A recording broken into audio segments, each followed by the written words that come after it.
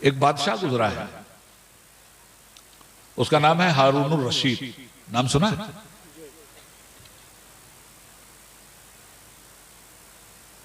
उसके जमाने में बड़े काबिल लोग पैदा हुए, उसे यूनिवर्सिटी भी बनाया, उसने 800 बेड के हॉस्पिटल बनाए।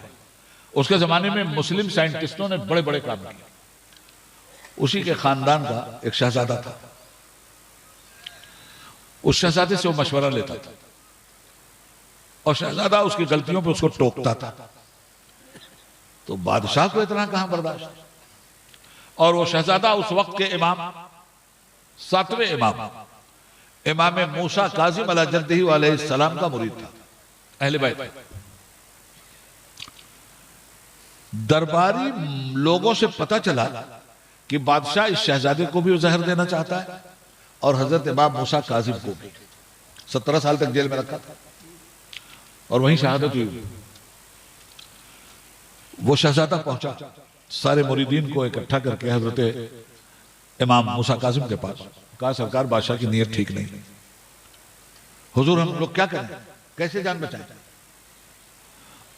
उस शहजादे का नाम भी सुन लीजिए।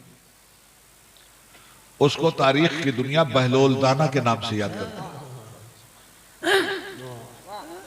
हजरत ने अपने मुरीदों से फरमाया कि दीवार की तरफ गौर से देखो। सादी दीवार थी, देख रहे हैं लोग। हजरत ने कलम उठाया, उठा के उस दीवार पे लिखा जीम, अलिफ बे ते से जीम, जीम, इसे पढ़ो और जान बचाओ। तो कुछ मुरीदों ने जीम से समझा जंगल, कि हजरत फरमा रहे हैं जंगलों में जाके जान बचाओ, तो वो तो चल दिए जंगल में। और कुछ ने समझा जीम से जबल, पहाड़ों में जाके जान बचाओ, जिस तरह अपने ईमान की हिफाजत के लिए असहाबे कहफ ने बचाया। तो कुछ तो चले गए जंगलों में और कुछ चले गए पहाड़ों में। और इनसे हजरत ने फरमाया कि तुम जीम से जंगल मत समझो और तुम जीम से जबल भी मत समझो। तुम्हारी अक्ल तुम्हारे कत्ल का सबब बन रही है, इसलिए साकितुल अक्ल बन करके खड़े हो जाओ। अपनी अक्लमंदी पे जुनून का पहरा डाल दो, पागलपन का पहरा डाल दो। और वो जंगलों में जाके घास फूस खाने लगे, जंगलों में सोने लगे, गुदड़ी पहनने लगे। अब बादशाह को इत्मीनान हो गया कि अक्लमंद साकितुल अक्ल हो चुका है, अब इससे मुझे कोई खतरा नहीं। अकेले आदमी है ये, नाम इनका शायद वहैब था। तो ये बहलोल दाना क्यों कहला? बहलोल कहते हैं पागल, दाना कहते हैं अक्लमंद को। अकेला ही है आदमी जो बहलोल भी है और दाना भी। अब ये जंगलों में रहने लगे, कभी कभार आ जाते थे शहर में। एक मर्तबा आए, बादशाह के कस्र में घुस गए और जाकर हारून रशीद की कुर्सी पे बैठ गए। बादशाह की कुर्सी पे बहलोल आके बैठ गए। अब चौकीदारों ने इन्हें उठाया, तकरीबन 10 कोड़े इनकी पीठ पे पड़े थे कि बादशाह सलामत की कुर्सी पे तुम बैठे हो। जब तक बादशाह आ गया और उसने कहा छोड़ दो बहलोल को, मत मारो, छोड़ दिया। उसके बाद पीठ पे हाथ सहला के बादशाह ने कहा, बहलोल अगर तू मेरी कुर्सी पे नहीं बैठा होता तो ये 10 कोड़े नहीं पड़ते ना तुझको।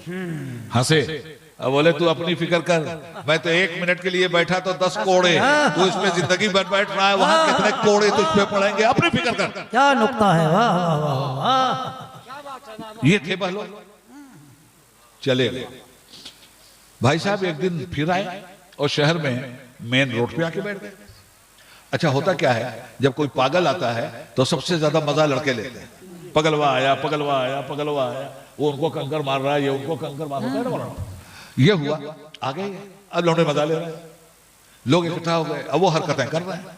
तो कर क्या रहे थे, वो हाथ में इतना बड़ा पत्थर का टुकड़ा लिए हुए थे और वो सड़क की पिच रोड तो थी नहीं, मिट्टी की सड़क, वो खींच चमता न इधर खींच उधर खींच उधर खींच इधर खींच मचाएगा। अब हम आपसे बात कर रहे हैं, तकरीर नहीं कर रहे हैं, खींच चमता।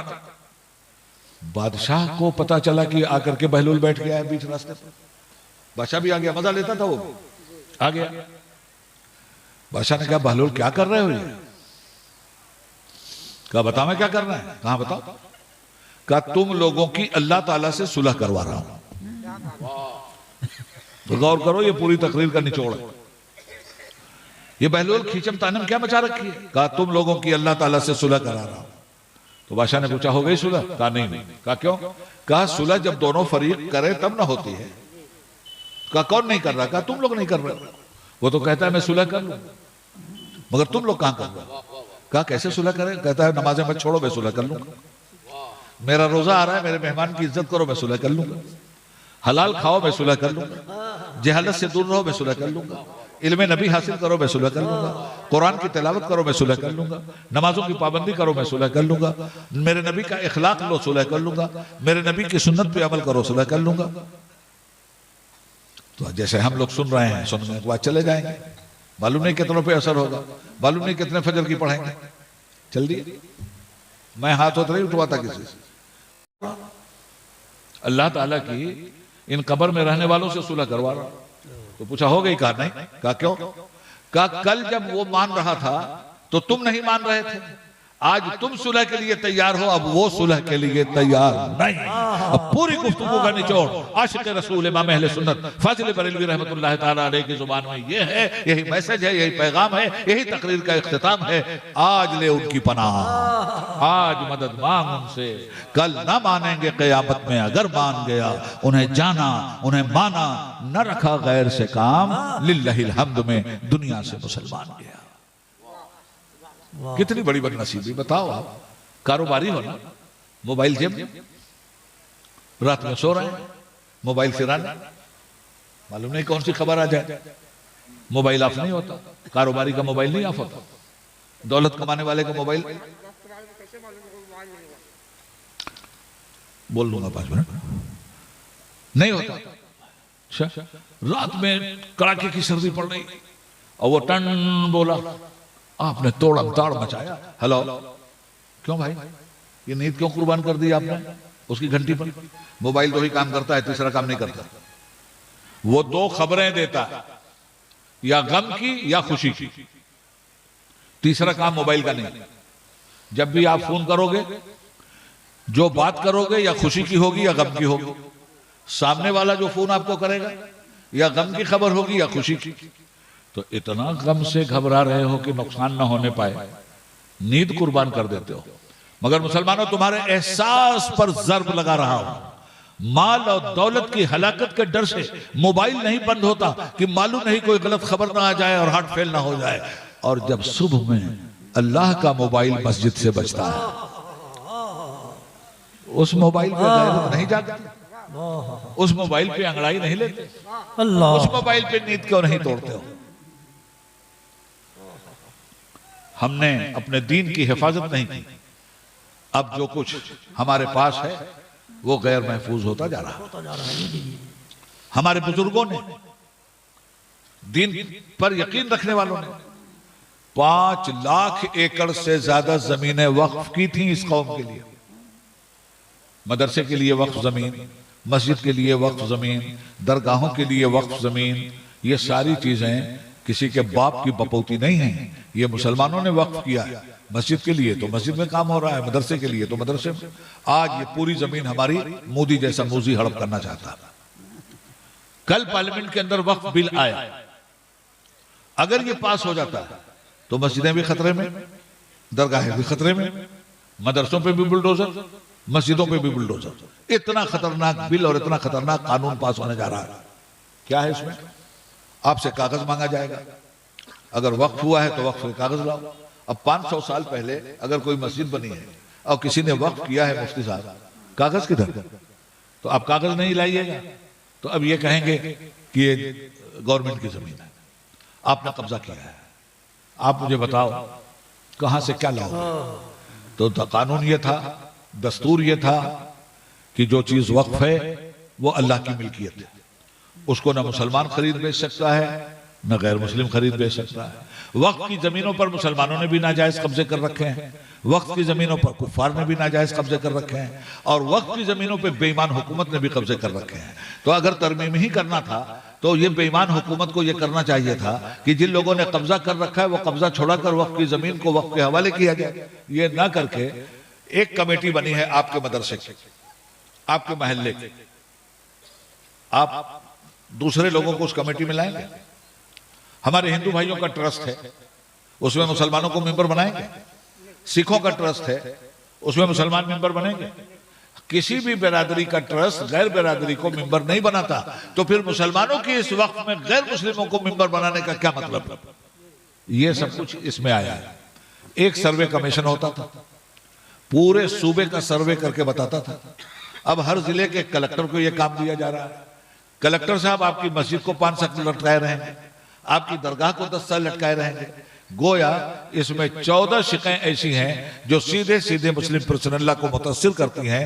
शरीयत एप्लीकेशन एक्ट 1937 के खिलाफ हैं। इसलिए हमने मुस्लिम पर्सनल्ला बोर्ड ने इसके खिलाफ खुली हुई लड़ाई लड़ने का अहद कर लिया है। अगर हमारी बात नहीं मानी गई तो याद रखिएगा, जिस तरह शाहबानो केस में हम मैदान में उतरे थे, एक मरतबा फिर हम लोगों को मैदान में उतरना पड़ेगा और उसी तरह से करनी पड़ेंगी। मैं ये पैगाम दे के आपको जा रहा हूं। मैं वक्फ पे तकरीर कर सकता था, मैं पूरे लॉ पे तकरीर कर सकता था, मगर आपको भी तो जगाना जरूरी है ना। आपके अंदर ताकत कहां से पैदा होगी? अपने दीन पे अमल कीजिएगा तब ताकत पैदा होगी। आपके वक्त की इमलाक उस वक्त बचेगी जब आप खुद अपने दीन की इमलाक को बचाने के लिए तैयार हो। ये नमाज दीन की मिल्क है, ये रोजा दीन का मिल्क है, ये इखलाक दीन का मिल्क है, ये सब दीन की चीजें हैं। जब हम अपने हाथों से बर्बाद करते हैं तो दुनिया को बर्बाद करने में कितनी देर लगती है। इसीलिए ये जो मैं घंटा 1.5 घंटा बोला हूं, इसलिए कि आप अपने को देखिए, बदलिए अपने आप को, पढ़ाइए अपने बच्चों को, दीन पढ़ाइए। मैं ये नहीं कहता कि दुनिया मत पढ़ाइए, पढ़ाइए मगर दीन के साथ। पहले कुरान तो पढ़ा दो, उर्दू जुबान, उर्दू ही जुबान में तुम्हारा दीन यहाँ मौजूद है, उर्दू ही जुबान से तुम अलग हो चुके हो, तो आप अपने को बदलो मेरे भाई। अगर बेनमाजी हो तो नमाजी बन जाओ, अगर सूद खा रहे हो छोड़ दो, अगर बुराई कर रहे हो बाज आ जाओ, बेईमानी कर रहे हो तर्क कर दो। आज अगर ये सब कुछ तर्क कर दिया, कितने दिन रहना है? अच्छा, बेईमान रह के भी कितने दिन, जालिम रह के कितने दिन, लूट घसूट के बाद भी कितने दिन। आला हजरत फरमाते हैं, हाय गाफिल वो क्या जगह है जहां 5 जाते हैं 4 फिरते हैं। उसके बाद क्या? दौलत वहां की इकट्ठा करो मेरे भाई। तुम मरते उड़ते नहीं हो, इंतकाल करते हो, एक जहान से दूसरे जहान में जाते हो।